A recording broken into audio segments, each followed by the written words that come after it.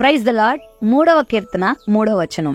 యెహోవా, నీవే నాకు కేడముగాను, నీవే నాకు అతిశయాస్పదముగాను, నా తల ఎత్తువాడవుగాను ఉన్నావు. ఈ కీర్తనను దావీదు భక్తుడు రచించారు.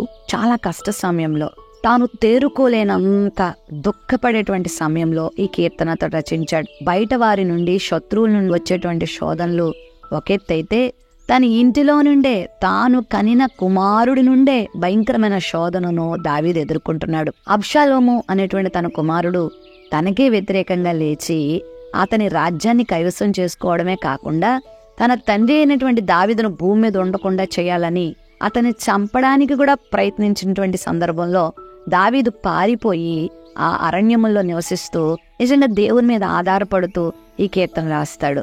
అతడు గొల్యాతును రాయి పెట్టుకొట్టి చంపినవాడే, సింహాన్ని చీల్చినవాడే, మరి ఎలుగుబంటిని చీల్చినవాడే, ఎంతోమంది రాజులను, ఎంతోమంది రాజ్యాలను కొల్లగొట్టినవాడే. అలాంటి వాడు తన కుమారుడి నుండి వచ్చినటువంటి శోధన నుండి బయటపడడానికి తన స్వశక్తిని ఉపయోగించట్లేదు, తన స్వబుద్ధిని ఉపయోగించట్లేదు, దేవుని మీద ఆధారపడ్డాడు. నిజంగా దేవుడు ఎంతో ఘన విజయాన్ని ఇచ్చాడు. తాను దేవుని మీద ఆధారపడినందుకు అతని బారి నుండి దేవుడు దావీదును కాపాడమే కాకుండా మరలా అతని రాజ్యాన్ని అతడు పొందేలా దేవుడు చేశాడు, మేలు చేశాడు. నిజంగా దావీదు దేవుణ్ణి తన కేడముగా చేసుకున్నాడు. కేడము అనేది శత్రువుల నుండి మనల్ని ప్రొటెక్ట్ చేసేదన్నమాట, మనల్ని భద్రం చేసేదన్నమాట, మనల్ని అడ్డుకునేదన్నమాట. ఒకవేళ అదొక వస్తువు కావచ్చు, అదొక మెటీరియల్ కావచ్చు, అదొక వ్యక్తి కావచ్చు, అదేదైనా కావచ్చు. ఏదైతే శత్రు దాడిలో నుండి మనల్ని కాపాడుతుందో, అంటే కేడము అడ్డుగా ఉండి మనల్ని కాపాడుతుంది అనమాట. ప్రభువా, నువ్వు నా కేడము అయ్యా, నా మీద శత్రువు దాడి చేస్తున్నప్పుడు నా మీద ఆ దెబ్బ పడకుండా, నా మీద ఆ కత్తి పడకుండా, నా మీద ఆ శ్రమ పడకుండా మీరే నాకు అడ్డుగా ఉండగలిగిన వారయ్యా అని దేవుని మీద ఆధారపడ్డాడు. నా అతిశయాస్పదం నీవే, నా తల ఎత్తువాడు నీవే అని ప్రభు మీద ఎంతగా ఆధారపడ్డాడో తెలుసా? మరి ఉదయకాల సమయంలో నీ మీద కూడా శత్రువు దాడి చేస్తున్నాడా? శత్రువు చాలా తెలివైనవాడు.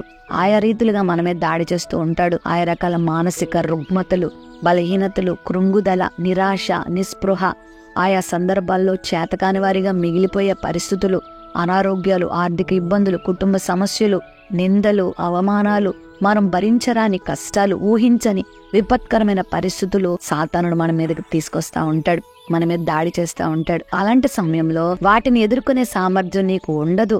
అప్పుడు నువ్వు చేయాల్సిన పని ఏంటంటే, ప్రవ్వా, నీవే నా కేడమవయ్యా, నువ్వే నా తల ఎత్తేవాడవయ్యా, నీవే నా అతిశయాస్పదం అయ్యా అని నువ్వు ఆయన దగ్గరికి వస్తే, ఆయన నువ్వు ఆశ్రయిస్తే ప్రభు నీ కేడముగా ఉంటాడు. నువ్వు చేయక్కర్లేదు శత్రువుతో పోరాటం, నువ్వు చేయక్కర్లేదు శత్రువుతో యుద్ధం, దేవుడే చేస్తాడు. శత్రువుకి ఎదురుగా నువ్వు నిలవక్కర్లేదు, నీ ప్రభువే నిలుస్తాడు. అలాంటి సందర్భాలు బైబిల్లో చాలా ఉన్నాయి కదా.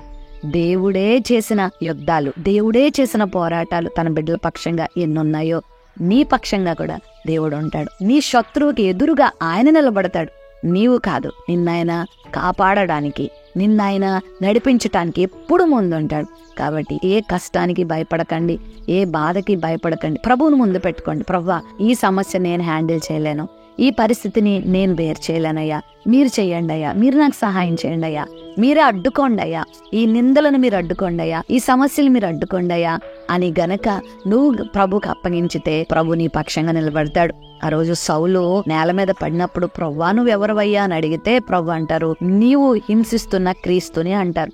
క్రీస్తుని ఎక్కడ హింసించాడు? క్రీస్తు నమ్మినోళ్ళు కదా హింసించాడు. అయితే ప్రభు అంటున్నాడు, నన్ను నువ్వు హింసించావు అంటున్నాడు. అంటే దేవుని బిడ్డలు కాదు హింస పొందేది, క్రీస్తే, ప్రభువే హింస పొందుతాడు. ఆయన అడ్డంగా ఉంటాడు అనమాట. నీ జీవితంలో కూడా ఏ నిందలు, అవమానాలు, కృంగుదలు వచ్చినా అవి నువ్వు కాదు, ప్రభువునే అడ్డం పెట్టు, ప్రభువుకే తగులుతాయి, ప్రభువే చూసుకుంటాడు. అన్నీ ఎరిగినవాడు, అందరినీ ఎరిగినవాడు, ఏ పరిస్థితిని ఏ విధంగా హ్యాండిల్ చేయాలో తెలిసినవాడు నీ సమస్య నుండి నిన్ను విడిపిస్తాడు, నీ శత్రువుని సిగ్గుపరుస్తాడు, నిన్ను ఆనందభరితునిగా చేస్తాడు. ప్రేమ నమ్మకం కలిగిన మా తండ్రి, నీ బిడ్డలు ఉన్నటువంటి ప్రతి పరిస్థితుల్లో నువ్వు వారికి కేడముగా ఉండండి అయ్యా. వారి మీద దాడి చేస్తున్న శత్రువుకి మీరు ఎదురుగా నిలిచి పోరాడి విజయాన్ని దయచే, ఆనందాన్ని దయచే. ఆ రోజు దావీదుకి ఇచ్చినటువంటి ఘన విజయాన్ని నీ బిడ్డలు కూడా దయచేయమని యేసు నామములో ప్రార్థిస్తున్నాం తండ్రి, ఆమెన్.